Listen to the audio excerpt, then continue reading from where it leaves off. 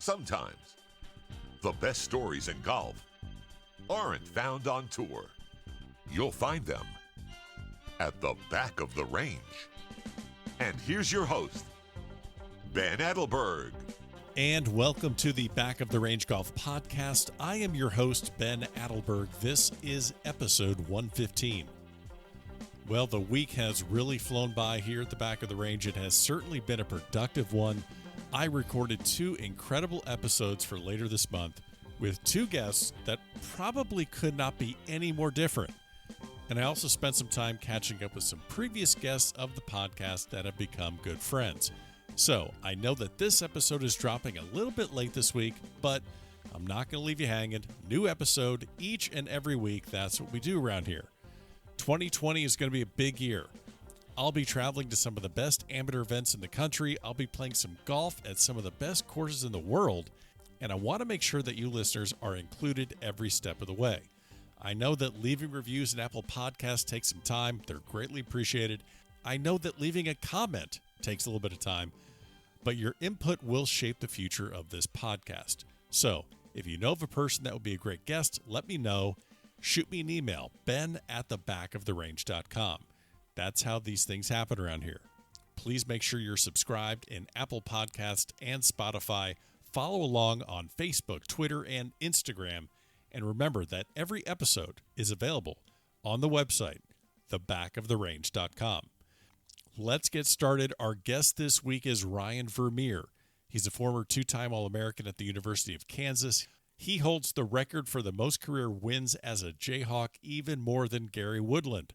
He did play professionally on tour for several years. He reached the Kornferry Tour, but made the transition back to being a teaching professional in his home state of Nebraska. That transition led him to incredible success in the Nebraska PGA Section. In fact, he's the first Nebraska PGA member to win the PGA Professional National Championship. He did that in 2018. He's played in numerous PGA Championships and represented the PGA of America and his country in the PGA Cup. Lots of great stories, an incredible journey. Let's get started. Ryan, welcome to the Back of the Range. How are you? I'm doing good. Thanks for having me. You know, the name of this podcast, Back of the Range, you've spent a lot of time on the range, whether it's working on your game or helping out your students and your members at Happy Hollow in Omaha, Nebraska. So I guess let's start at the beginning. What's your earliest memory of spending time on a driving range? I've seen pictures of myself hitting balls, all the way back to the age of 2. Obviously, I don't recall doing that, but I do remember probably by the time I was 4 or 5, my dad was the golf professional at Spencer Golf and Country Club in Spencer, Iowa. And I mean, I definitely remember, driving carts around that place when I was way too little to do it. I remember going to the range and spending time on the putting green. Still one of my highlight shots that I don't know that I'll ever forget doing it, but there was a scoreboard that my dad had built right out in front of the putting green, and I've been back there plenty of times since, and it's obviously a fairly big scoreboard, but when you're 4 or 5 years old, it looks massive. Of course. And I remember sitting on the grass just by the cart path and, trying to hit a golf ball over the scoreboard onto the putting green and being able to accomplish it. That was a big deal for a 4 or 5 year old. And, it's just one of those things that I remember doing. It's, it was right out in front of the pro shop. So people that were in there could see me doing it. So it was kind of a show off thing. Sure. But yeah, it was fun. But I definitely remember, all the way back to, to then. I started competing in junior golf tournaments when I was 5 years old. Lots of time on the range for sure. Well, we have lots to cover, and I guess my first question is, basically piggybacking off what you just said. Did you ever see your golf career ending, or at the part it is right now? I mean, I believe you got a birthday coming up in a couple days. I think we're right around the same age, 42, 43, as a kid that's hitting flop shots.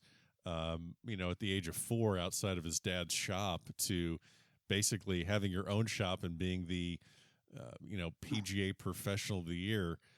Do you have to just sit back and think, like, how did I get here? from a pretty early age, the golf bug, hit me. I had access, that was different than most because of what my dad did. I had access to equipment. I had access to a place to go and practice. So, it was easy for me to fall in love with golf, but, that doesn't necessarily ensure that you would do it. And for me, for whatever reason, I just did. I loved golf. I loved everything about it. I'm a competitive person, so it gave me an outlet for doing that. So I would say, really, as long as I can remember, my goals were to get to somewhere similar to where I am now. Obviously, I wanted to be a PGA Tour player, and I wanted to, win the PGA Tour Player of the Year, not necessarily the PGA of America Player of the Year, but everybody has different roads to where they get in different plateaus and ceilings and whatever else. But, for where I'm at right now, to become the PGA of America Player of the Year, I mean, that's as high as an award as, I can get, because, whether I'm playing on the tour or whether I'm a section member here in Nebraska, as a PGA of America member, playing the game is still really, really important to me. So my goal is to win a Player of the Year award, which is something that you have to go out and earn, as opposed to an arbitrary award that, somebody votes on and says, oh yeah, you did a good job this year. And, so, for me to win that award, go out and compete in tournaments that mean something, that's it. That's a huge deal. But yeah, I mean, as long as I can remember, my goals were to, take playing the game of golf as far as I could take it. Well, I am going to try and slow myself down before we get to talking about Kansas, because we definitely, as most listeners know of this podcast, I have a lot of ties to the Lawrence, Kansas area. So anytime I get to talk to a Jayhawk, I have to, I got to, practice my breathing and slow down and don't race to that part of the interview. I got to, take it one shot at a time, so to speak. So let's do a little bit of let me ask you a little bit about your junior career. So you're spending time around. You're always around a golf course. You're always around. I'm sure your dad's ran tournaments. I'm sure you're always around it. So what was your junior golf experience like? Were you playing every tournament you could play in? Were you playing other sports? What was your upbringing? And then maybe we can talk a little bit later about maybe what some of the juniors at your club are doing and how you kind of share lessons with that. I played other sports. I was really small growing up. So, outside of maybe just shooting a basketball around, I had no business being on a basketball court. Sure. If I would have tried to play football, which some of my buddies did, I would have got broken in half. So that really wasn't working very well for me either. But I did play a lot of baseball growing up. Okay. I got to a point when I was probably in middle school where, playing on the rec league wasn't really doing it for me anymore. I felt like I was better, I was a better player than to just be playing on a rec league. So I, went down the road of trying out for the select stuff and made it all the way to the end of that process. And, the coach then popped the question to me as to how much golf I was going to play. And I gave him the answer that he didn't want to hear and told him that I was going to play in quite a few golf tournaments. So he made my decision to become a one sport athlete for me, because he was, obviously he wanted somebody on his team that was going to devote all the time to playing the baseball games. Yeah. I wasn't going to be that guy. So, that made it pretty easy. And I was fine with that. But, until middle school, I definitely was not just a one sport athlete. But by the time I got to middle school, golf was my thing. And as far as tournaments were concerned, I played all kinds of stuff. I played all the little things, that you could play in around Iowa and Nebraska. I started playing in, an event called the Pepsi Little Peoples in Quincy, Illinois, which I'm fairly certain still goes on today. And then they had another tournament over there as well later in the summer that was called the Junior Masters. That was kind of my big tournament of the year where I'd, go travel somewhere.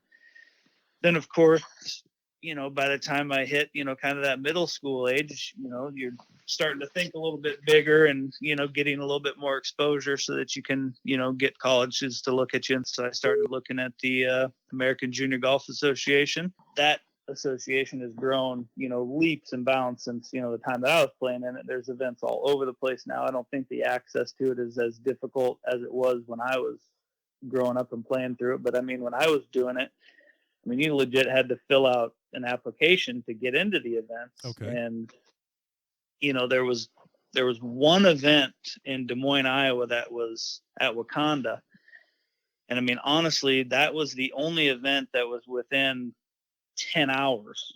I think maybe there was something out in Denver or something like that. But I mean, everything was on the East Coast and the West Coast and Arizona and stuff like that. There wasn't anything that was remotely close to, where I lived in Omaha, Nebraska.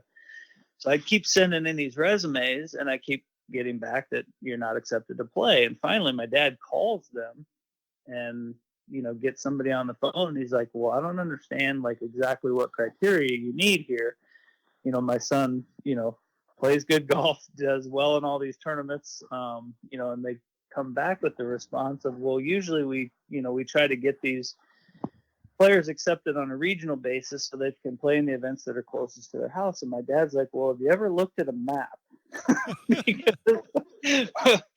We're trying to get him into an event that's 2.5 hours away from our house.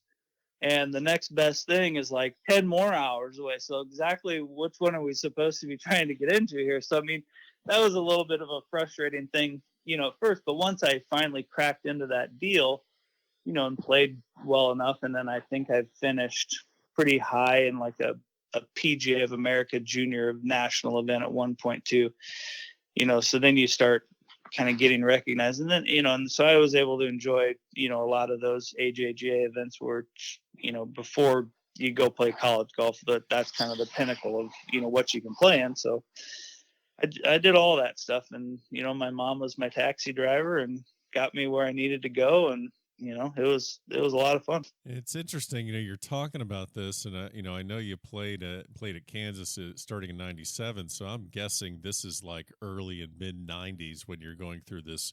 You're playing your junior golf, and obviously, there's no YouTube hype video you can make and send to anyone, and there's no.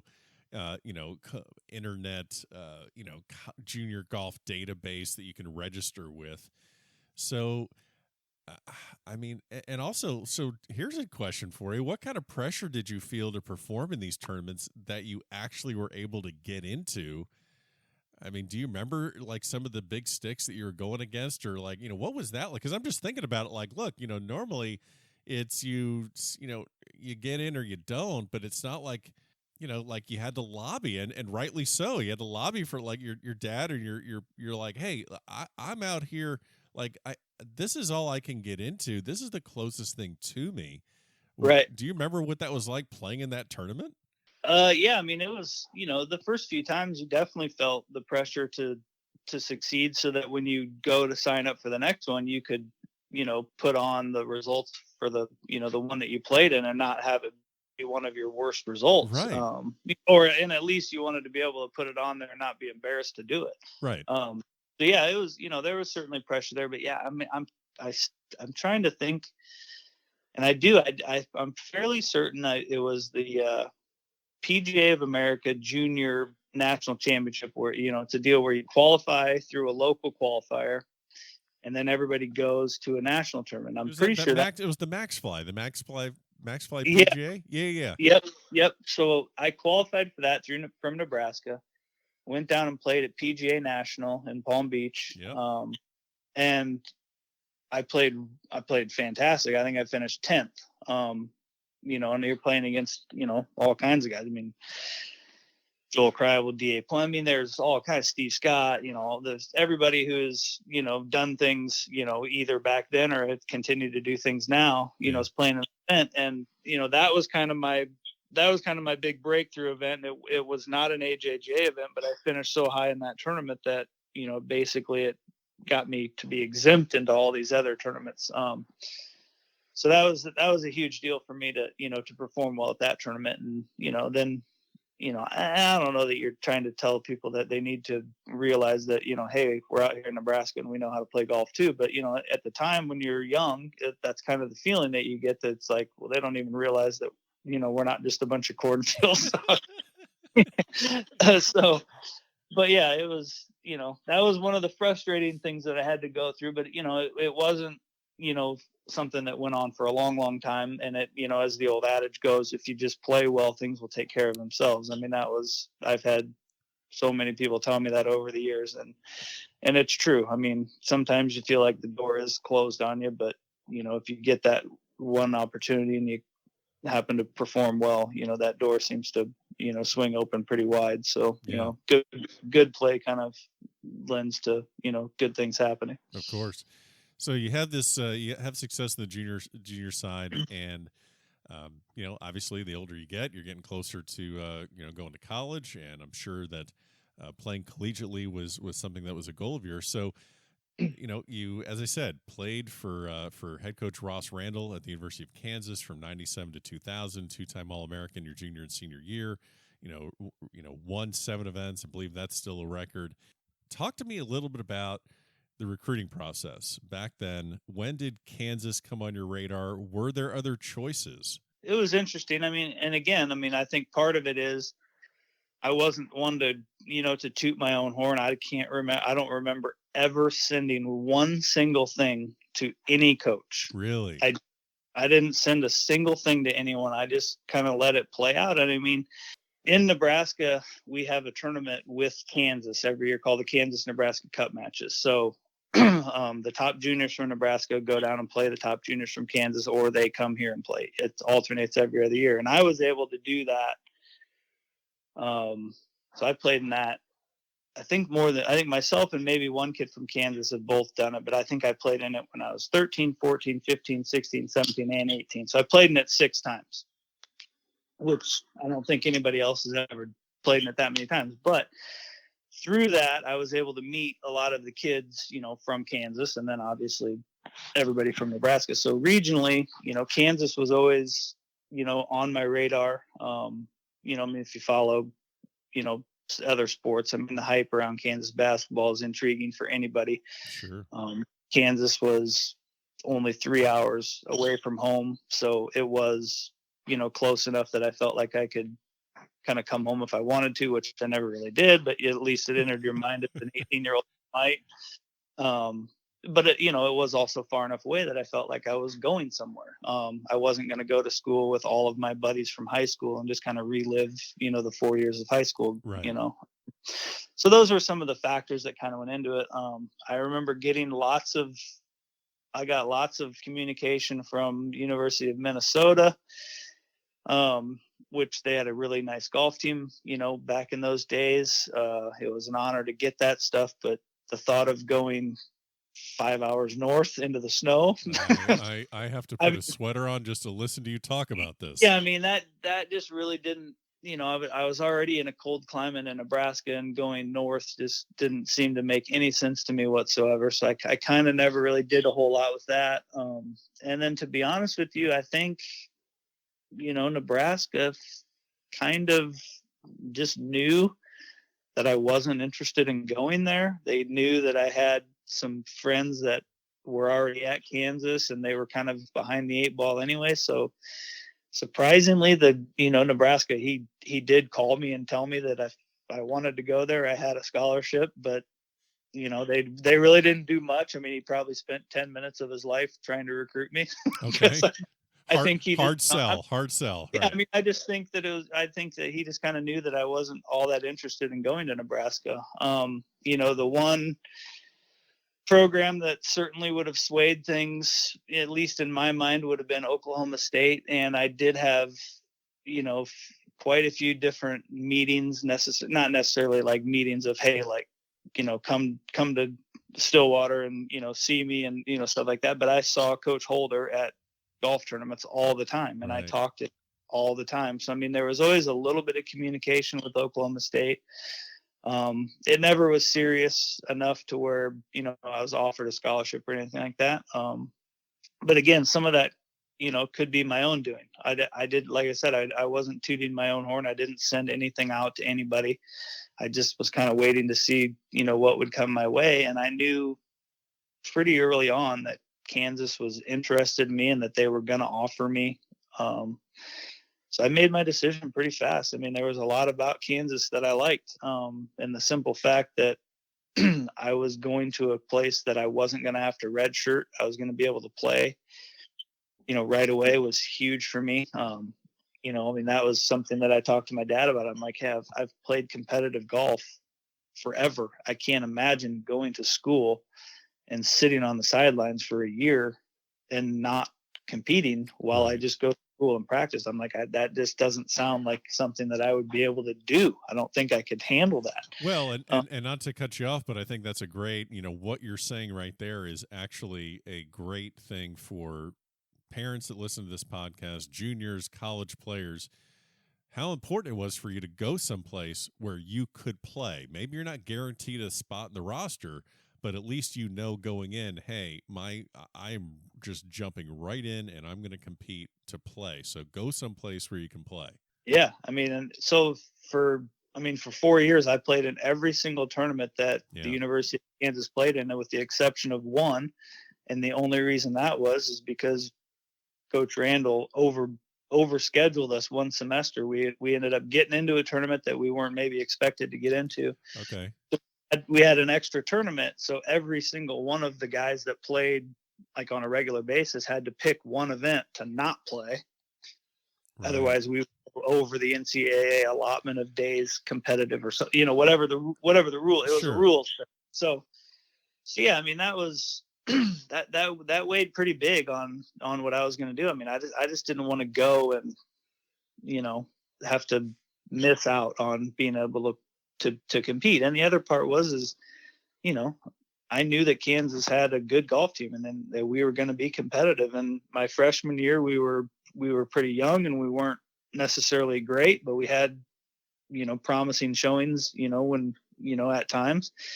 By the time I was a junior, I mean, we won the Big 12 championship. Yeah. So we definitely made it to to where we were a prominent team in the country for sure. Well, we've kind of mentioned Coach Ross Randall. He was the head coach at the University of Kansas for, probably 25, 30 years, I believe. Fortunately he passed away, but I got to know him, and I'm going to ask you the question of when you first met Coach Randall, but as I sometimes like to do, I like to tell a story that embarrasses me on my own podcast and entertains the guest and all the listeners. So this is as good a time to tell this story as any. So I spent 2 years at the University of Kansas. I played 1 year of high school golf and then spent a year going to FAU and then transferred up to Kansas. My dream school, have family up there. I basically spent every summer of my childhood out right in Lawrence, Kansas. So I got it in my 18 or 19-year-old brain of how good of an idea or how cool it would be to try and walk on to the Kansas golf team in like 96, I think it was, 90, something like that. And I found out who the head golf coach was, and it was this guy named Ross Randall. And, obviously the home course is at Alvamar. So I go and find Coach Randall, and in the parking lot, just introduce myself to him.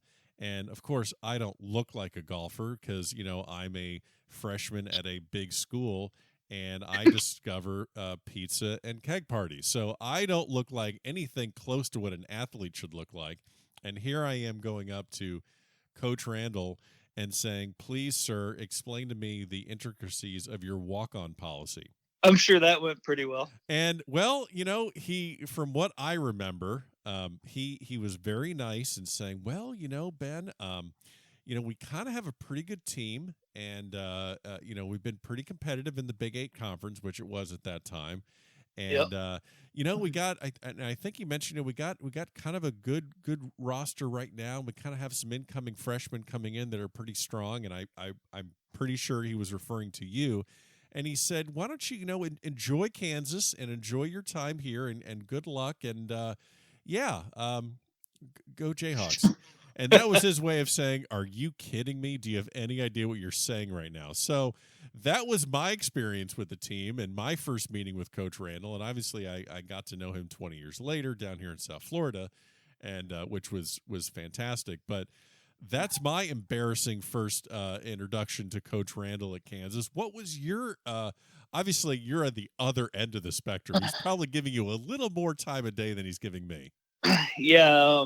So I had one of my good friends, Kit Grove, who actually became Ross's assistant. Yeah, who became coach. Assistant, and he actually followed Coach Randall as the head coach at Kansas for a couple of years. He was a good friend of mine growing up, and he had transferred from New Mexico State to Kansas. You know, and he was definitely one of my, you know, kind of lead-ins to, you know, to getting noticed by Coach Randall a little bit more than I maybe already had been. So he had given me the heads up that, you know, basically, hey, as soon as the clock strikes, you know, midnight, July 3rd or whatever the date is, you know, when you can have that eligible phone call, you know, you're going to be getting a call from Coach Randall. So, I mean, I kind of knew it was coming, but it was definitely over the phone was the first time I ever got to talk to him. You know, he mentioned that he had been following what I'd been doing, was very interested in, you know, knowing more about my plans and what I was wanting to do. And if Kansas was ever going to be something that, you know, would interest me. And obviously it didn't take me very long to kind of let him know that I had already been leaning, you know, kind of that way. So we had we obviously had a good talk the first time. And, you know, I would say, I mean, it probably wasn't really within, you know, 3 to 4 more months, and I had gone down and, you know, taken in a Kansas basketball game. That was pretty much it, wasn't it? And toured the campus and all that stuff. I mean, you go to Lawrence, Kansas, as you know, it's a really cool town just in general. You throw in the fact that, you know, the campus is, you know, just beautiful. It's all right there, you know. So when you go to the school, like you recognize that you're on a campus. I mean, I've been to some other schools where things are kind of spread out and sprawled around. But like when you go to the campus at Kansas, like, you know, you're on campus and everything that's there is a college building or a sorority or fraternity house or whatever it may be. But like, so that to me was really, really neat. You know, the beauty of it, the setting of everything. And then, yeah, of course you go to, you know, a basketball game at Allen Fieldhouse and not forget who was playing at the time, Rafa Brent, Paul Pierce, Jock. Oh, yeah. I mean, you're looking at, you know, what potentially, you know, one of the best college basketball teams that's ever been assembled. And you go watch a game inside Allen Fieldhouse and you're like, yeah, I kind of like this. And so, I mean, it really didn't take very long for, you know, all of those pieces to kind of come together. And, you know, just for me to decide like, hey, I don't really even need to deal with, you know, this recruiting thing anymore. I was pretty much ready to, you know, sign on the dotted line. So I made my decision really early. Obviously I don't regret it. I mean, I spent, you know, all 4 years, you know, going to school, became a nomad for a year right after college, you know, playing professional golf, and then actually moved back to Lawrence and lived there for 10 more years, you know, a year later. So it was definitely a place that I spent a lot of time in. When you started, and you know, you have Coach Randall now, you know, there's a lot of different dynamics right now in college golf where, you know, a hotshot, you know, college player has his own swing coach, and the college coach doesn't mess with the swing. He's more of a, you know, tons of different responsibilities. They could be the swing coach. They could not be the coach. They could be the one that is maybe helping with course management, but not, you know, other things. You know, there's a lot of different hats probably that the college coach wears today as maybe opposed to back then. I'm just curious, how involved was Coach Randall with your maturation as a player? Did he become your swing coach? Did he, like, what was that relationship like? And, you know, how did he help you with your game? Well, he never really became my swing coach, but he certainly was somebody that I could bounce stuff off. Like, hey, if I'm not doing well, I mean, what are you seeing type of thing. Let's not forget Coach Randall played on tour. Yeah, I mean, he was a tour player. You know, when he grew up in Northern California, he grew up, you know, alongside the likes of Johnny Miller and, you know, I think Ken Venturi. You know, I mean, there was some hot shots. He played, you know, college golf at San Jose State with Claude Harmon. I believe it was Claude Harmon. One of the Harmon brothers. You know, so he, you know, his pedigree as a player was, you know, off the charts. I mean, he finished second in the national championship to Hale Irwin, I'm fairly certain, as his team was winning the national championship. So, you know, as somebody who has been around professional golfers my entire life, being able to have somebody with a playing pedigree as good as his was really big, because I would trust what he would say. I mean, there's some guys that, they can talk the talk, but can they walk the walk? And, being somebody who's a good competitive player, I mean, I want you to be able to do both. And then that's going to help trust what you're telling me. I mean, it doesn't necessarily mean the other guys aren't right, but when you look at a guy that's got that kind of a playing background, it just makes it that much easier, to kind of listen to what they're telling you. But I will say, where he didn't necessarily become my swing coach, he helped me a lot with stuff around the greens. Russ was an absolute magician with chipping and putting. And frankly, if he couldn't do that, he wouldn't have been in the player that he was, because he wasn't a very long hitter. He never, was going to wow you with the way he hit the ball. But he could get it up and down from anywhere. And I played numerous rounds of golf with him where in 9 holes he would have 10 putts. I mean, it was like the craziest thing you've ever seen. And it wasn't necessarily that he was knocking it in from 30 feet. He would chip it to literally inside 5 feet every single time. And, I tell this story to people all the time.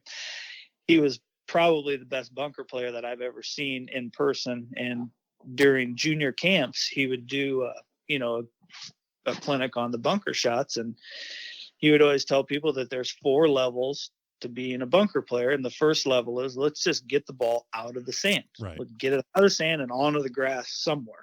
So he would kind of duff one out and just get it up out of the sand trap. And then he was like, okay, so once we become good enough to do that, now our expectation needs to be we're a level 2 player where we're out of the sand onto the green, anywhere on the green, just so that the next shot you hit is with your putter. He would knock it out just up onto the green. Okay, now once you're to here, now you can raise your level of expectation to the point where you can get it out on the green and somewhat close to the hole to where you might be able to make the putt. So then he'd hit a pretty good one up there, 4 or 5 feet away from the hole. And then he'd kind of laugh at you and he'd say, now, level 4 bunker player is when you can start looking at a sand shot like you're going to make it. And lo and behold, he would freaking make it almost every time. I mean, it was the craziest thing I've ever seen. But, so he had lots of insight, for short game shots and stuff around the green that, I definitely listened to. And, not that I did everything exactly the way he did, because a lot of guys that, get that good kind of have their own way of doing things, and it may not necessarily work for everybody. But when you watch a guy do it and he succeeds with doing it, you're certainly going to try what he tells you. I was able to adapt, a lot of the stuff that he was talking about, into my short game. And it certainly helped me. But he was big time in that area. And then, certainly, course management, teaching you, how to play, how to deal with your emotions and stuff like that. And, again, he's an authority figure. So when you're 18, 19, 20 years old, how you take some of that information, sometimes you're like, God, I don't want to hear any of what he's telling me. Right. This old guy doesn't know what he's talking about. Yeah. 3 hours, 6 hours, 3 days, whatever. Time may go by and you start thinking about it and you're like, man, I didn't like the way he was telling it to me then, but God, it makes a lot of sense, So, there was probably a lot of that stuff that went on, where it was lessons that I kind of figured out, on down the road a little bit. Yeah. Okay. So let me jump in there, because I don't want to skip over this, but, I've seen Coach Randall give a lesson down here to, a 20 handicapper, and I would see him get kind of not frustrated, but like, he's like, I've been doing this for years and years, and like, here's what you need to do, and kind of point someone in the right direction. Mm-hmm.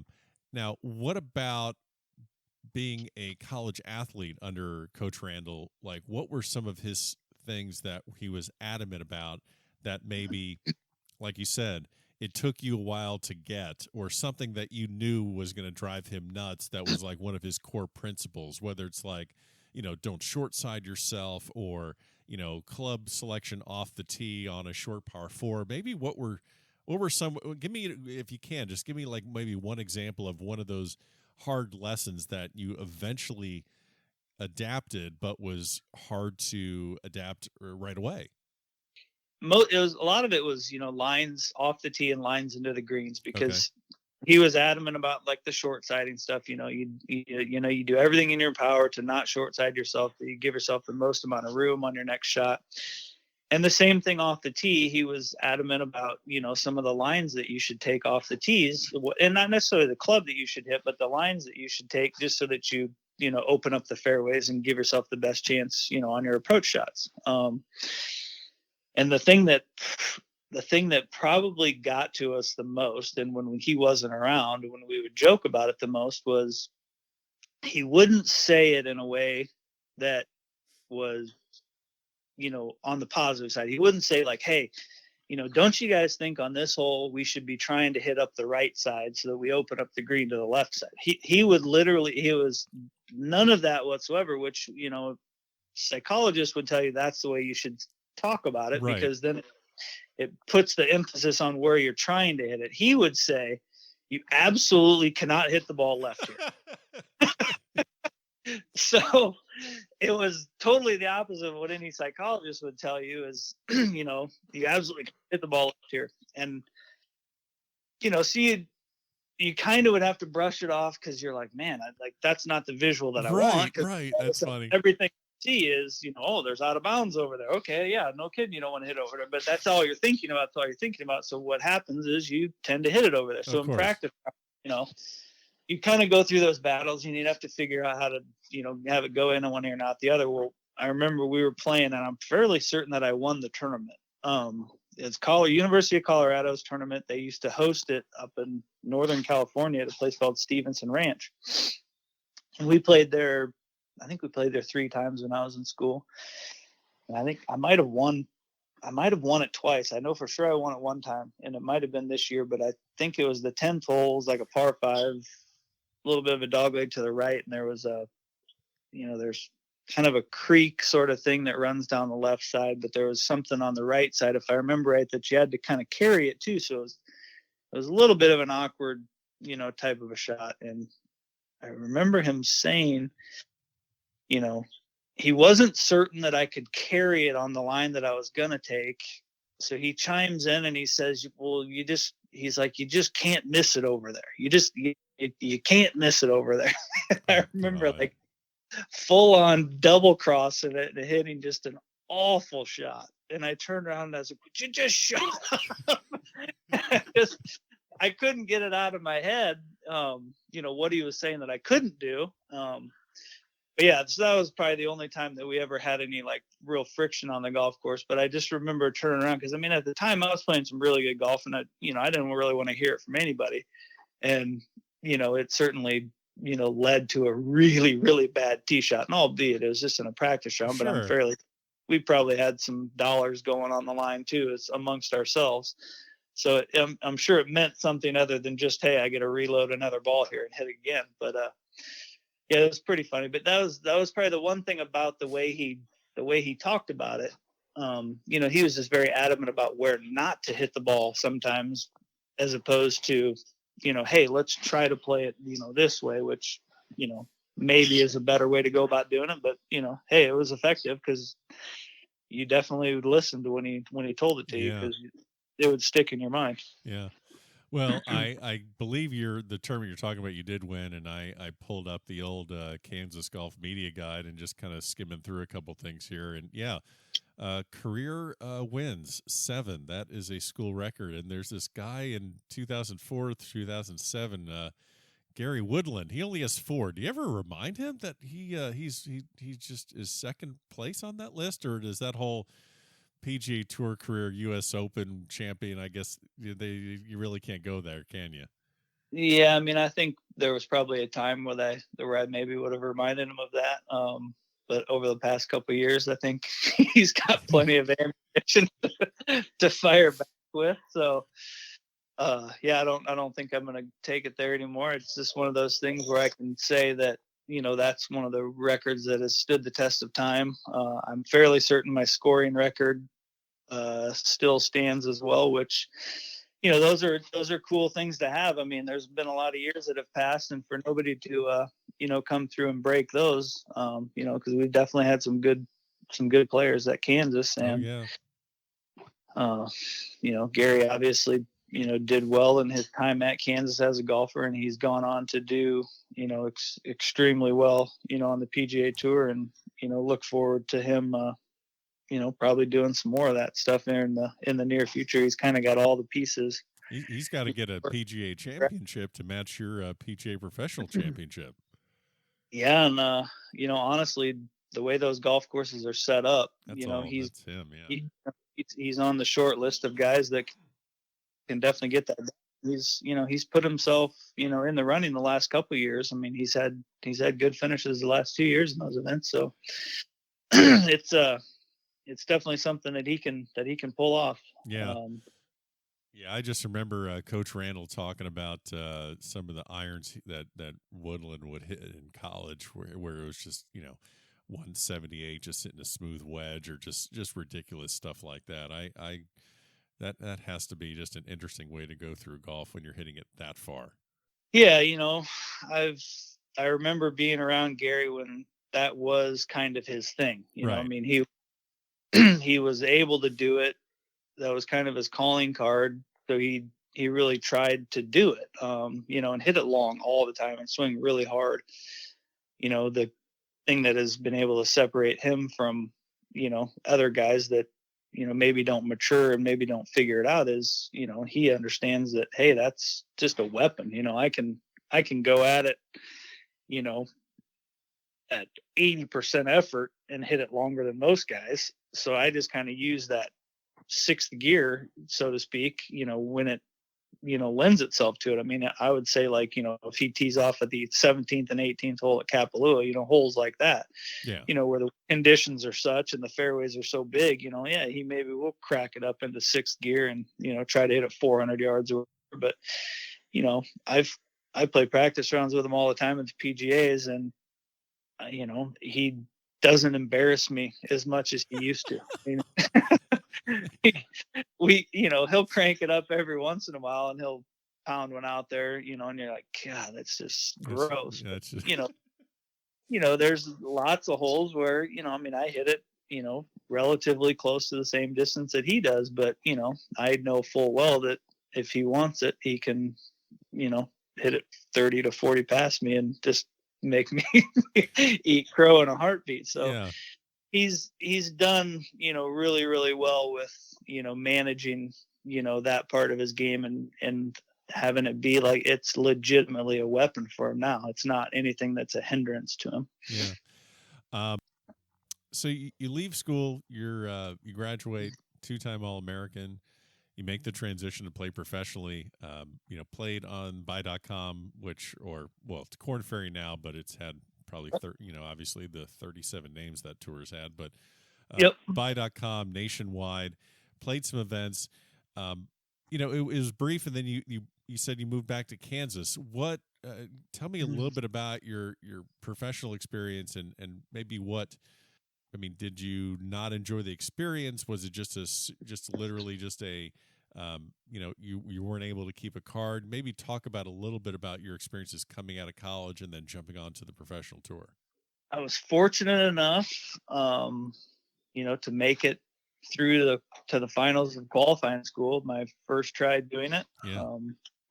Which, I don't know if it was a blessing or if it was a bad thing. Whatever it was is what it was. It was a really awesome experience. I was coming off of being an All-American twice. I was winning tournaments at the college level. So obviously, for all intents and purposes, my golf game was ready to go to the next level and play at that level. My maturity, maybe not. And then I guess the other part was, you get out there and next thing you know, you're playing against guys that you've been watching on television. You're playing against guys that you've known about for a long, long time. And you start watching the way they go about doing things and you start going, wow, like his swing is way better than mine. And he does this, so, there was a certain amount of, all of a sudden I became, am I really good enough? Is my game really where it needs to be?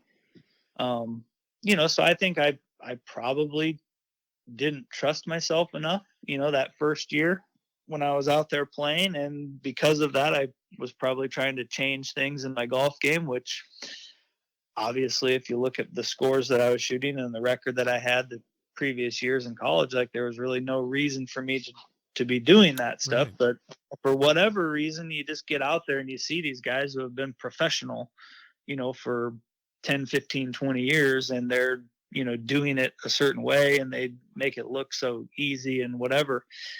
And I was just like, well, I don't think I'm there. And so I started trying to, kind of tinker it around. And I honestly, it's another conversation that I don't know why I remember it, but I guess maybe looking back on it, I probably do know why I remember it. But I was in Virginia Beach playing the tournament, and we were out, hanging out. This is probably like a Monday or a Tuesday night. And we were out having some drinks at the bar, and, I was hanging out with Jerry Foltz, who was working at the Golf Channel now, like he is now. Yeah.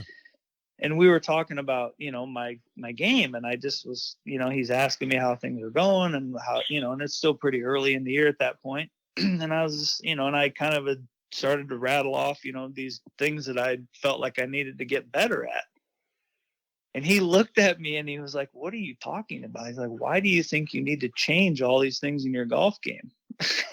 I was like, I don't know. I just don't feel like I'm doing it good enough. But we talked for, whatever. It's not like it went on for hours and hours, but Right. we talked a little bit. But I still remember him looking at me and kind of laughing at me as I was telling him this stuff. And he's just like, "Why do you feel like you need to change?" So, whatever, I went through and had, a fantastic year, experiences that I, obviously had only dreamed of doing, and got to see the country, and back then the schedule was nice enough that you could actually drive in a car and do it. You didn't have to hop on an airplane all the time. So I got to drive all across the United States from coast to coast, which was really fun. Got to see and do a lot of things. But unfortunately my golf game, it just really wasn't there. And I had a couple of decent tournaments, and for the most part it was, disappointing on the golf course, but it was a great learning experience. And then, so I went back to Q school, made it through the first stage of qualifying, and then went to the second stage. And of course I missed by one shot. So one shot from getting to the finals, which at the time, if you got to finals, basically would have meant that you would have been able to play a fairly full schedule again on that tour, even as a conditional member, because the status, at that time was, it was a lot different than it is now. If you're a conditional member, you are still going to get into a lot of events. Right. Now it's So completely different. I mean, now on the Kornferry Tour Q School, the only people that get full status are the two that win Q School. Yeah, and if you don't finish in the top 40, like, you're probably not really guaranteed to get any starts. Yeah.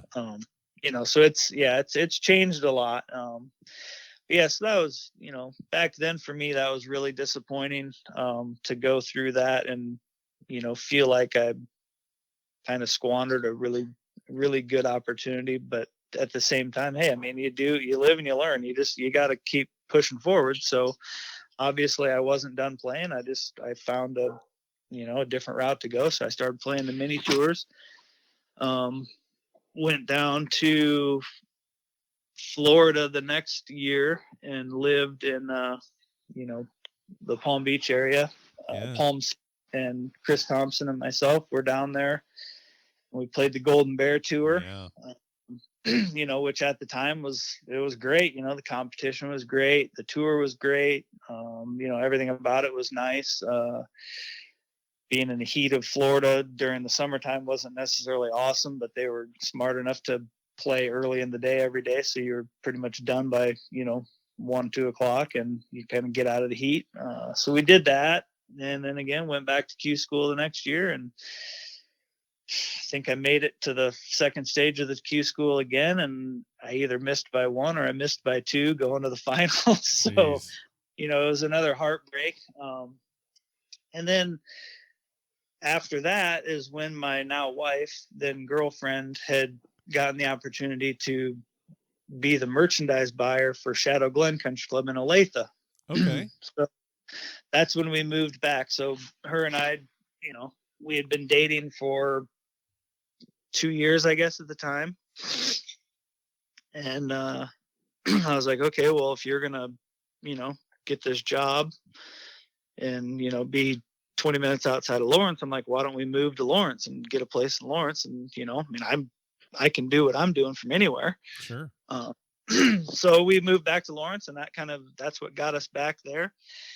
And then from then on, I didn't ever go back and play the Golden Bear Tour again. I'm not sure if it's because it went away or if I just decided I was going to do something a little bit different, but I started playing on, you know, other mini tours. So played a ton of years on the Adams Professional Golf Tour, which was called the Titan Tour at one time. You know, just a bunch of those events.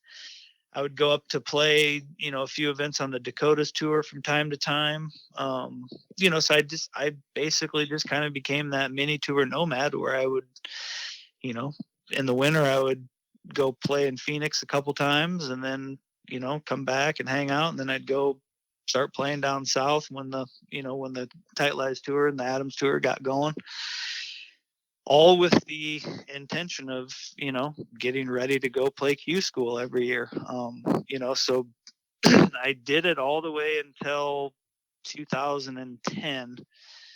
And in 2010, you know, we had started to have a family, and just was kind of at a point where, you know, I just needed to do something a little bit different. I mean, I had a run there early where I kept missing the finals by like one shot. And then I had about a 4-year run where, you know, I don't even know that I made it to the second stage of Q school, you know, so things got really frustrating. Right. Well, then in like 2008 or 2009, I actually won the first stage of the qualifying school. I was playing easily the best that I'd ever played at that point in time. I'd kind of gotten a few things figured out, and, you know, a big part of professional golf that a lot of people maybe don't figure out right away is, you know, it's still just golf, you know, and yes, at the end of the day, like, you're trying to win money and everything else. But if you think about it from the standpoint of winning money and if I'm going to make the cut, if I'm not going to make the cut, I mean, chances are you're not going to. A recipe for disaster. When you know, the recipe for disaster, you know, I mean, so like I distinctly remember, you know, always wondering what the cut was going to be. Well, and lo and behold, I would always be right around the cut number, you know. So it was never a situation where I played golf in a comfort zone. I was always nervous about, you know, the cut and the cut and the cut, because if you don't make the cut, you don't make any money. Well, it took me a couple of years, but I finally figured it out where if you don't think about it at all, just think about going and winning the golf tournament, you know, chances are now you're going to be on a different line. You know, how close to the lead are you as opposed to how close to the cut are you? So I started having some pretty nice success, and where I was playing, you know, really, really well. And I got to the point where I was like, hey, if I can get to where I want to get now, I feel like I'm ready to succeed. You know, and I won the first stage of the qualifying school. It was either 2008 or 2009. I can't remember for sure. And I went to the second stage again and was playing fantastic golf. I think I shot like 70, 66 the first 2 days and was tied. I think I was tied for the lead. And on the third round, I didn't really have my game, but I played decent enough to shoot even par and was still well within the number. And at the time, it was the top 20 in ties make it to the final stage. And I remember going out the last day, and I kind of the same thing. I was certainly nervous. I didn't have my best game. Got off kind of a rocky start, but then rallied, you know, and played fairly well at the end of the day, and I'm pretty sure I shot even par again. So I finished 8 under par, 72 holes. And I was, of course, just as I had been many, many times before, right around the number to qualify to go to the finals. And sat there for, I don't know, I mean, it was probably an hour or whatever. And of course, ended up finishing 21st, where 20 in ties qualify. So I finished 21st. I mean, I remember, you know, that night going back and looking at some of the stuff and, you know, what had happened and who finished ahead of me and what they did to finish their rounds and stuff. And I mean, it makes you want to cry even to this day, thinking about what some of the guys did the last few holes to beat the score that I had shot. Right. So that was really, really hard to take. And, you know, that was kind of the first time that I really thought, you know, okay, maybe I need to do something different for a while. so I think I probably played one more full year after that, but all the while I was playing that year, I was kind of thinking, what is potentially my next step going to be? Cause it had gotten to a point where I felt like it was Groundhog Day.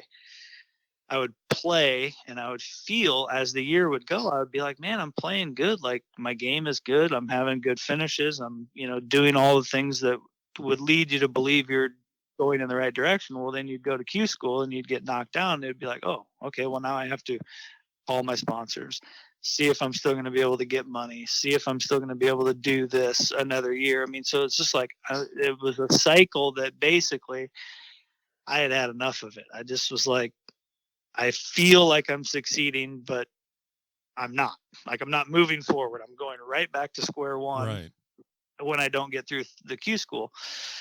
So that basically, took its toll on me. And I just, decided to, go down a different road. I had always been very into instruction and how, people learn how to play the game.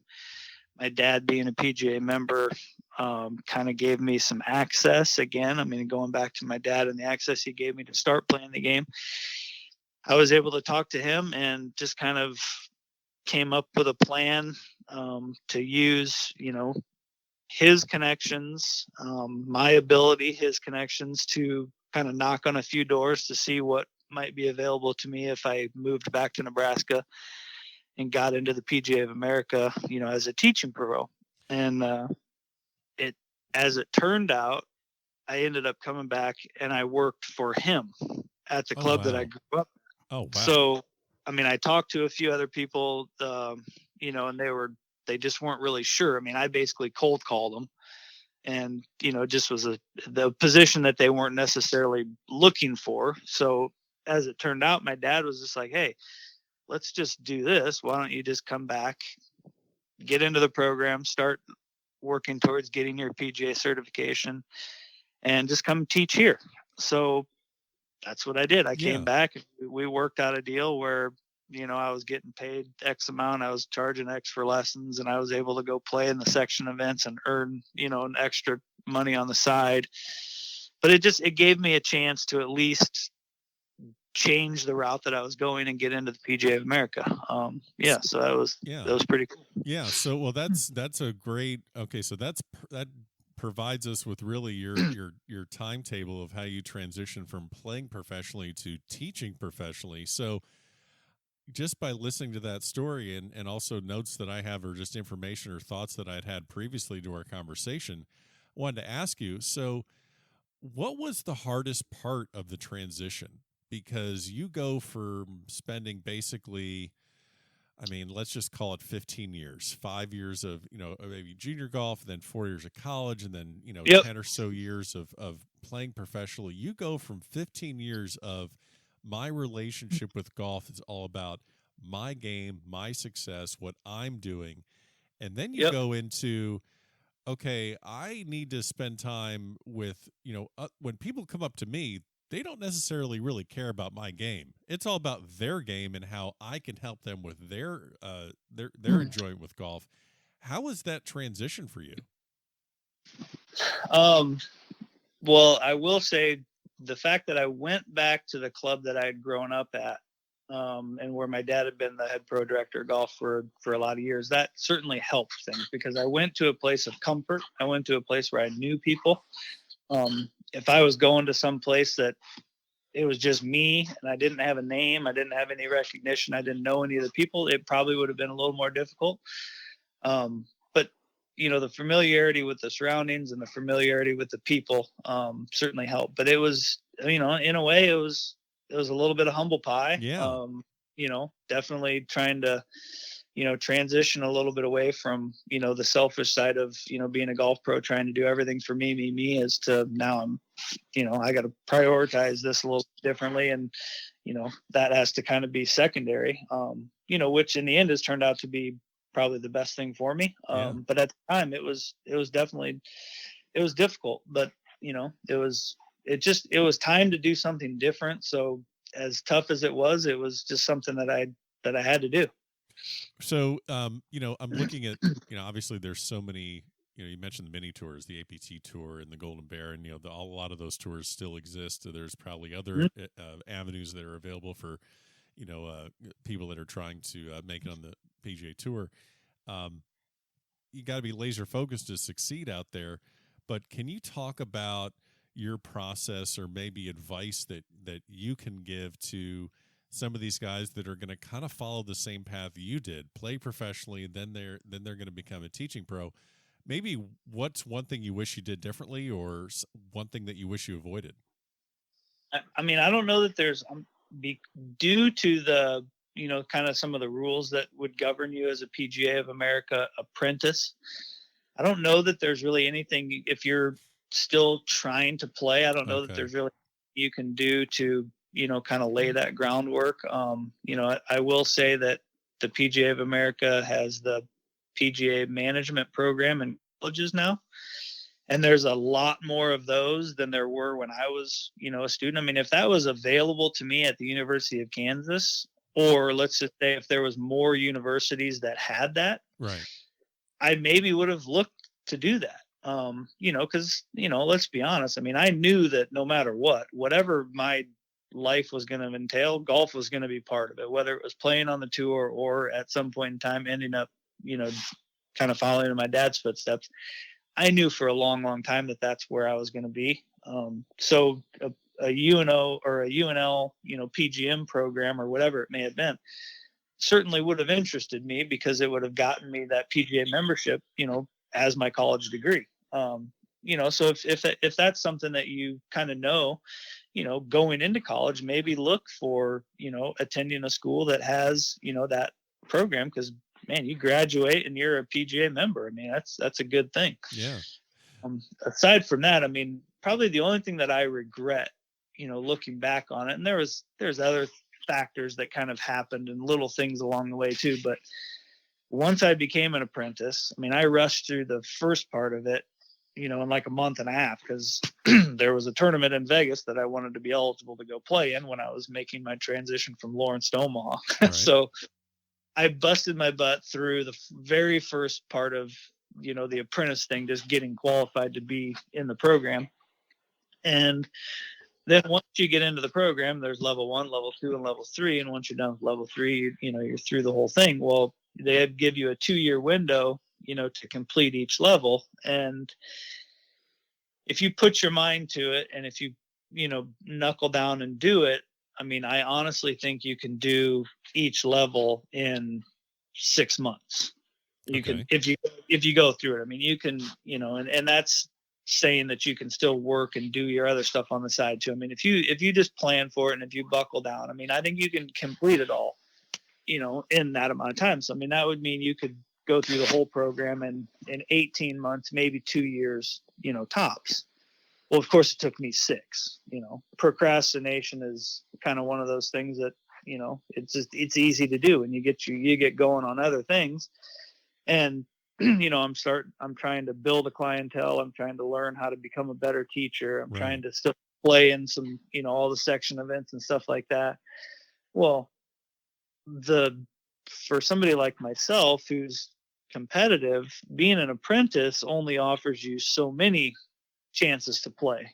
Once you become a Class A member of the PGA, all of a sudden the doors open to you way more on the competitive side, and now you can go play in the National Club Professional Championship, which I've played in 3 of them now, and I've finished 9th, I won, and I finished 8th. So all 3 of those finishes have got me into PGA Championships. Right. As a winner of that tournament, I got to play in 6 PGA Tour events this last year. So, I mean, getting to that level, where you are a full Class A member of the PGA, that's a huge, huge deal. So, I mean, if I had to do it all over again, taking 6 years, I would at least try to knock 2 years off of that and get it done a couple of years sooner. I mean, that's just one of those things that, that was always the thing that my dad and I talked about when I was making the transition. Cause it was like, I'm never going to lose competitive golf because I'm going to be able to play in the section events. There's still like a Nebraska Open, if you wanted to go play in a, Dakota Tour event, you could still go do that if you wanted to. But the PNC and all the other, the winter championships that you can go down to Florida and play in and those kinds of things as a full member of the PGA. That was kind of only the carrot at the end of the stick that I was trying to get to. And, I made it take too long. If I could have done it 2 years sooner, that would have been a nice thing.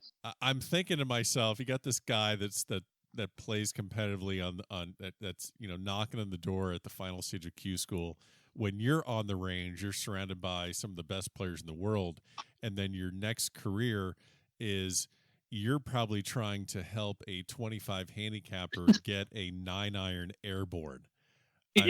I mean, do you remember maybe the first time you were on the range giving a lesson, thinking to yourself, what am I doing? I don't know how. I've never had to tell anyone how to get a wedge in the air. How do I do this? I don't know that I remember any specifics, but I remembered, lots of different times where I would have to go through and, try to explain something that I could easily do, but explaining it, becomes different. So that's one of the things that I've gotten obviously a lot better at over the years is, communicating how things are done.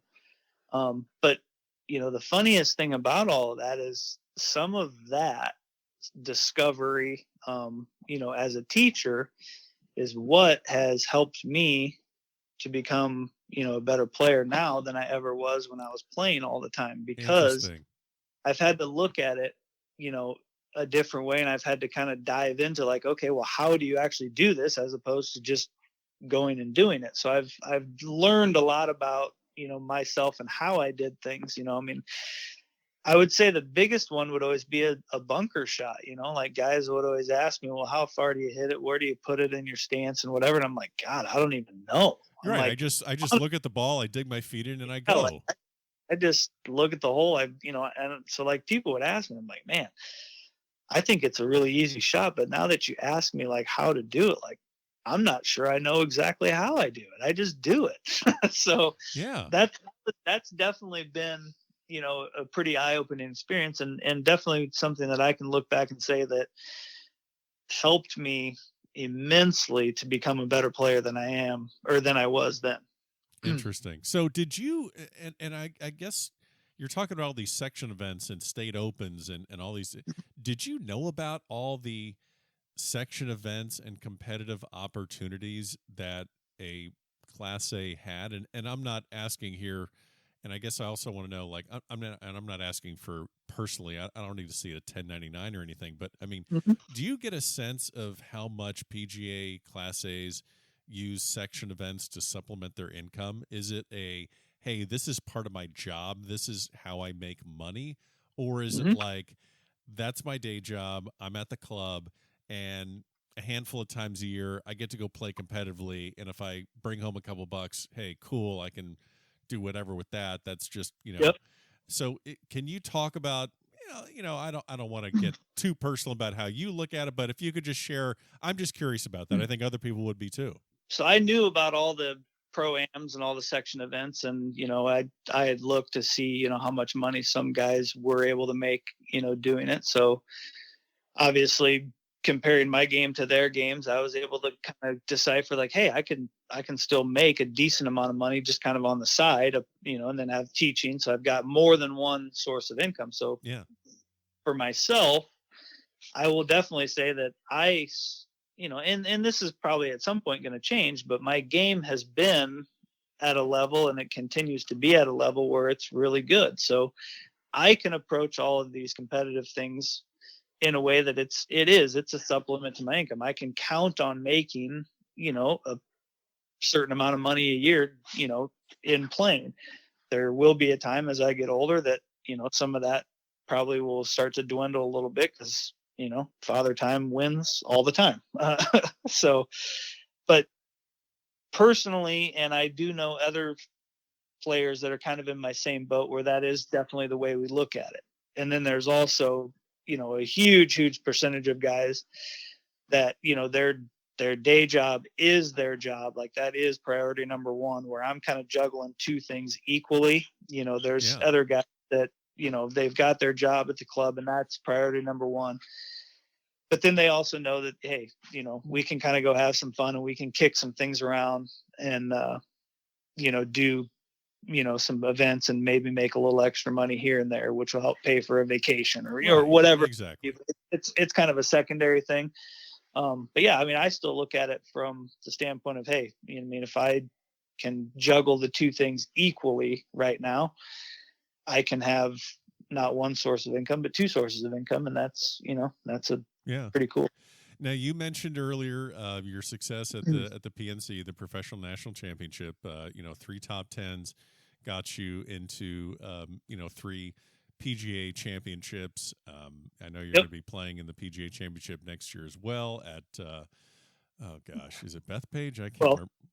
Hopefully, I actually still have to qualify for it. Oh, so we'll play. Yeah, so we'll play the PNC in April, about 2 weeks ahead of the PGA Championship. So we'll play at Barton Creek down in Texas. Top 20 will qualify for the PGA Championship in San Francisco at Harding Park. So hopefully, obviously my goals are to be ready to play in April. And, we had 10 of us had a chance to be on the PGA Cup team 3 months ago. Oh yeah, I have to ask you about Bob Soward's shot. So we got, so that was a nice little preview. I mean, I had been to Barton Creek before, but it had been 20 years. So it was really cool to go back there and play the golf course, and especially to do it under, highly competitive, situation, so it's, I think the 10 of us that played there and had really good experience, we'll go into the PNC, liking our chances to, have a good week and qualify for the PGA Championship. Will all of us do it? Probably not, but I would say there's a good chance that some of us are going to do it. Oh yeah. Well, when you did win the PNC in 2018, obviously it got you into the PGA Championship where you made the cut. And, you made the cut in a tournament that had the likes of Kisner, Leishman, and some guy named Tiger where they missed the cut. But I want to ask you, it got you 6 starts on the PGA Tour in 2019. Yep. And, I had Mike Small as a guest on the podcast in the past. He's a previous champion, and, we spoke a lot about, his Illini golf team. Yep. And we didn't dig into this as much, but I don't know if the casual golf fan really understands how this whole thing works where you get 6 PGA Tour starts. So can you talk a little bit about, do you choose the tournaments? Are they chosen for you in some regard? I mean, obviously you're not getting into, the invitationals like Memorial and the Arnold Palmer and the Masters, and I get that, but you played these 6 events and the PGA Championship. Can you talk a little bit about how that happens? That's one of the things about, the PNC that, is really, really cool. It's the biggest field of golfers that you're probably ever going to see, 312 guys playing. And the perk at the end of it is, a pretty nice check, the honor of being the PGA Professional Champion. But then, you've got that extra thing out there on the end where you get to play in 6 PGA Tour events the following year. And that was, I played with Michael Block, who had won the tournament before the final day. And, that was one of the things that, kind of when we got done playing, he just said, hey, if you ever got any questions of how this stuff works, don't be afraid to call me, yada, yada. And there was multiple guys that kind of told me the same thing, like, hey, don't be afraid to reach out. But yeah, so you kind of go into it and you're not really sure exactly how it goes. Well, eventually you start getting some communications from the tour and stuff. And you get 6 starts. 3 of those starts have to be in tournaments that are opposite field events. So when they play like match play championship or opposite the British Open or whatever. So you get those opposite field tournaments. So 3 of the 6 are to be played in those tournaments. And if you wanted to play all opposite field events, you could. But just 3 of them for sure have to be. And then they give you a fairly sizable list of what I guess are called, open events outside of that. So, there's a lot of tournaments that are open events. And you can pick and choose from those. And I just kind of chose based on, I picked the opposite field events that I thought would be, the best tournaments and the, kind of the ones that fit into my, schedule as best as I could. And then outside of that, I kind of looked at the other ones as far as golf course, right, the type of conditions that you'd be playing, grass wise, Bermuda. I'm not a huge fan of Bermuda grass, so I tried to avoid that as much as I could. So that was kind of the way that I did it, but also being able to go play like at the John Deere, which is, close to home. And actually I spent 2 years of my life, living in the Quad Cities. So that was probably the first tournament that I really remember being a part of as a kid, going and watching. It wasn't at the same golf course, but it was, the same tournament just a long time ago. So being able to go play in that was really cool. But yeah, that's just kind of the way I did it. But when you get a chance to, go from, the day-to-day, position that I'm at now, where I'm teaching and still playing and all that. And then next thing, basically I got to be a tour player last year. I mean, I got to be an absolutely just, I mean, mentally it had to just been crazy. I can't even imagine that, where you're just like, all right, I'm just going to go moonlight over here in the PGA Tour. Yeah, and when you think about, I got to play in 7 events since I played the PGA Championship as well, and really I got to play in 8 because I played in the or the Kornferry event here in Omaha as well. Yeah.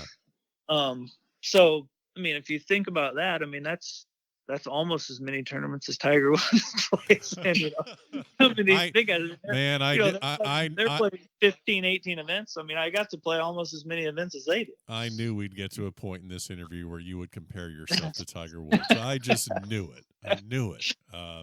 But yeah, that's awesome how you just found yourself. Now, which you made the cut down at the Punta Cana in I believe that's the Dominican, right? Is that the Dominican Republic? Yep. Yeah, and then made the cut the PGA.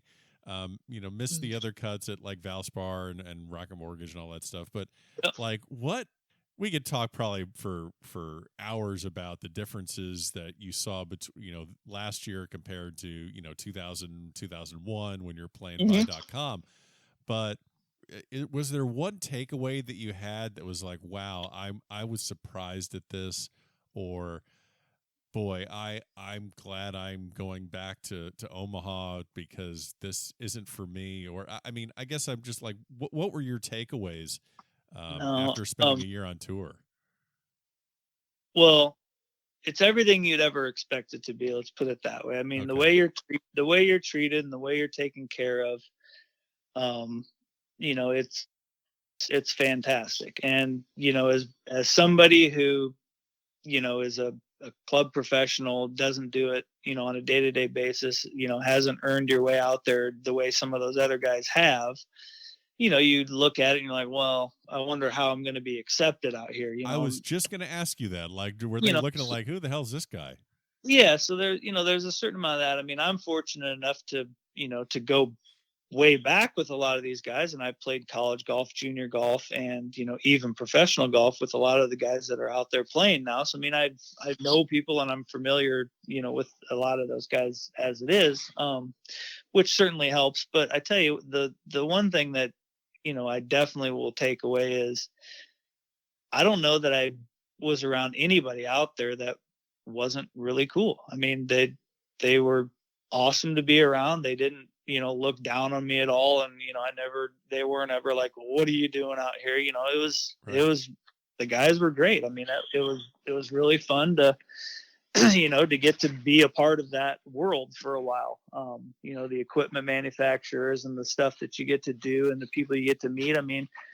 It's fantastic. And every single one of those guys wanted me to use their stuff just as much as they wanted, another guy on tour to use it. I had multiple, shaft company people and stuff like that, where they were inquisitive as to what I was using, and, putter guys that would want me to try their stuff out. Cause they wanted, they treated me just like I was, any PGA Tour member. And that was really, really cool. It's funny you mentioned that, because I'm thinking to myself, imagine if you're 20 dealing with all that distraction. You're 40, you're 40, 41, and you know that you're, this is a special treat in 2019 where it's not, your performance in these events is not dictated on your career, because you have your career in Nebraska. And I'm just thinking to myself, all these kids that are coming up on tour, and they're just all the equipment options and all this and all the attention, all the distractions. I can't imagine what that's like. Yeah, I mean, it's it's really fun. It's cool to have all the options, and the way the equipment is now. There's something out there for everybody. There's no question about that. And there's probably 15 things that are exactly the same. They just are painted different and look a little bit different. But yeah, I mean, I think the biggest thing is that it's pretty easy to trust what you have, because of the the TrackMans and the GC quads and all the different testing devices that you can put yourself on. I mean, so it makes the decisions a lot easier. You're not just hitting shots and trying to take a guess at it. I mean, everything has an answer at the end of the day. So if you know what you're looking for, you can find it, which is nice. And like I said, it's like a kid in a candy store. If there's something that you think you need, they're certainly going to help you find it. And they're more than willing to do it. So it's fantastic. It's probably a hard question for you to answer, or maybe it's not. But if in that entire experience in 2019, maybe who is one person or one practice round or one pairing that you can look back and say, man, I can't believe how lucky I am I got to experience that. I hope I can get back and do that again. Well, I mean, I got a couple of them and they both go back to just nostalgic stuff. I mean, Chris Thompson, who was a teammate of mine at Kansas, had qualified for the tour and was a rookie on tour last year. So, for he and I, we had beat our head against the wall for years and years and years together, and we had kind of done the same thing. I just happened to stop beating my head against the wall, and he continued to do it.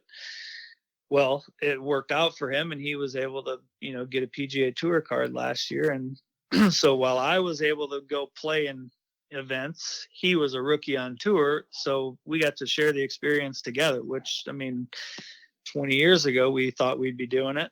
And, it just took us a lot longer to do it. But we got to play a lot of practice rounds together and got to hang out and, kind of be a part of it. Neither one of us performed as well as we would have wanted to, but we got to do it, so that was, those experiences were really cool. But, probably the coolest was at the PGA Championship at Bethpage.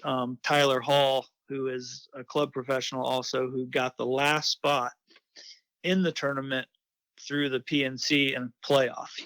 I think he went 4 holes of a playoff maybe in South Carolina to get the last spot in the PGA. And he is also a Kansas grad. He kind of came into Kansas when I was leaving Kansas, and he was leaving kind of as Gary was coming in. There was a little bit of overlap all the way around, but it was 3 of us that were kind of, we never really played fully together, but we were kind of right on the fringes of each other at Kansas. Right. And, so we went out, and the 3 of us played a practice round at Bethpage, which, I don't know that there's ever been 3 Jayhawks in the same major championship at one time. That probably that in itself is a record. And we got to experience it and play a practice round together, and we had a great time. The weather wasn't awesome, but it was just an awesome time to be out there and, to do it together, and to obviously pick Gary's brain and kind of go through the practice round process that he goes through. And, I've done it with him quite a few times, but you're always going to learn something, seeing where they think the pins are going to be, and, their knowledge of how the course gets set up and stuff like that. I mean, we got to learn a lot, and I don't know that that'll, ever really be topped. But, and I will say, and again, going back to Gary and how, genuine of a guy he is. I mean, we texted, later on that night afterwards, and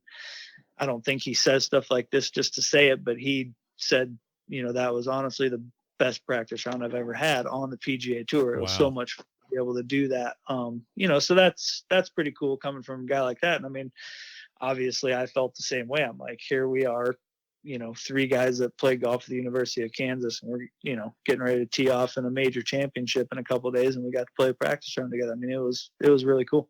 That's awesome. So I mean, I really appreciate all this great insight, this great time that you've been providing us. And I know the listeners are going to love this episode. I want to ask you, before I let you go, I want to talk a little bit about what your plans are for 2020. But one of the cool things is, first of all, I love team format golf. I was at the Walker Cup last year, Ryder Cup. We just wrapped up this amazing comeback at the President's Cup. But the PGA Cup is something that maybe listeners aren't fully aware of, and it's obviously team format. Professional, teaching professionals for PGA of America against golf professionals represented by the GB&I golf professionals.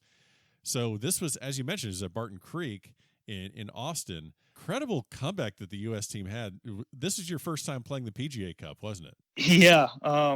And, honestly, again, you're talking about a sport which typically is a pretty selfish thing. You do things for yourself and you do things trying to beat everybody else. Sure.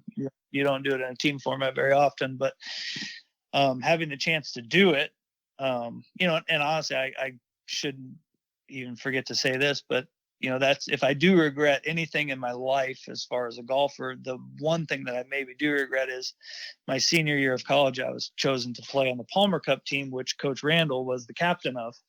And I declined to do it because I was really excited to become a professional golfer and didn't want to wait 3 months to do it. So, as a 21-year-old, you don't really think a whole lot of a decision like that. I mean, it wasn't that difficult of a decision for me to make, but 20 years down the road, now I look at it and I'm like, God, what an idiot. How cool of an experience that have been. And to do it with my college coach as the captain, would have made it even cooler. But, that being aside, I hadn't ever got to play in any event, quite like this. So I was really excited going in. Obviously, I know the guys that were on the team. When you get there, though, I mean, it blows out your expectations. I mean, everything about it was bigger, better, and cooler than you could even dream of it being. Well, and of course, we go down there and we play, and, I mean, I think we all played, pretty good golf. The GB&I team was fantastic. I mean, I think they would probably say it's the best team that they've ever had. And I feel like we put the best team that we could have, out there ourselves. But, we were kind of hanging in there the first day. We, won some matches and it was pretty tight. And then the second day rolls around and they just absolutely drummed us.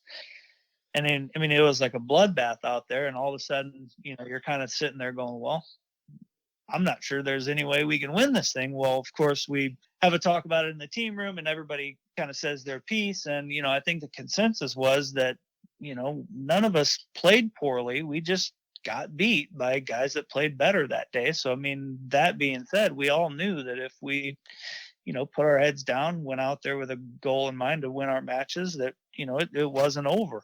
And the way the final day, wrapped up was just unbelievable. I mean, it literally, the momentum of the whole thing, you could kind of see it changing if you watch the boards as you were going around the course. But I mean, there was a lot of red up there. But the whole thing, I mean, I would say there was a 10 to 15 minute stretch that the whole thing just totally turned over. And all of a sudden it was like, we probably aren't going to win to like, we are going to win. And it was the fastest turnaround and the most emotional thing. I mean, it was crazy. And it all started off when Bob Sowards, holes out this unbelievable chip on the 18th hole for eagle. Were you there? Were you still on the course, or did you see it? I was still playing. So, I mean, I got to see the replay of it and whatnot, and that was the thing that was so nuts. I mean, I knew that he was in a tight match. I knew that Ben Kern, who was playing right behind him, was in a tight match, but they were both looking like they were going to, if not win, they were going to at least have and get something out of the deal, which was very important as well. And then I think there was maybe one or two matches kind of in between us. But as it turned out, I mean, Bob makes his chip shot, he wins. And I think 30 to 45 seconds after that, Ben Kern made a putt on the 17th hole to win his match. And then I think I won my match because I won 5 and 4. So I got done quite early. But I think literally within 5 minutes, all three of us had won our matches. And the guy right behind me, Ben Cook, was like one hole away from winning his match. So, I mean, it was just crazy how fast it all turned around. And it's something that you can't really describe, but you got guys who have headsets on and they're giving you updates and stuff like that. So it was remarkable. And then, the fact that we were in Austin, Texas, where Ben Crenshaw is from, he had come to talk to us, at a team dinner the first night we were there. And then you start going back to Brookline in 1999 and the comeback that the Ryder Cup team had. I mean, the deficit was the same. Yeah. The score on the scoreboard was the exact same. The only difference was they played 12 matches. We only have 10. So our margin for error was really small. But we were able to do it. And I mean, just the ironic part of it and how it all played out was almost spooky in a way. But yeah, it was really, really fun. And, something that I definitely have pinned on the calendar to try to make that team again in 2 years, because it was one of the coolest experiences I've ever had in golf. Well, you're talking about that's incredible. Yeah, I remember seeing that shot by Sowers, and I was like, "You got to be kidding me!" I mean, it was just absolutely incredible. You're set up for a great 2020. You mentioned that you got the PNC coming up. You're going to try and qualify for that for the PGA Championship. Gosh, I hope we could do this again soon. And thanks so much for your time today. This is fantastic information and just great hearing your story. And thanks for stopping by the back of the range. You bet. Thank you very much for having me. And there you have it. Special thanks to Ryan Vermeer for joining us this week at the back of the range. All the best to him in 2020. I know he's looking for a berth in that PGA Championship. I'm sure there's got to be a practice round in store for him with Gary Woodland should he get there. So all the best to him. Don't forget, follow us on Facebook, Twitter, Instagram. We are on social media. If you want to listen to any of the previous episodes, go to thebackoftherange.com. Leave a review in Apple Podcast. We'll see you again next week for another episode here at the Back of the Range.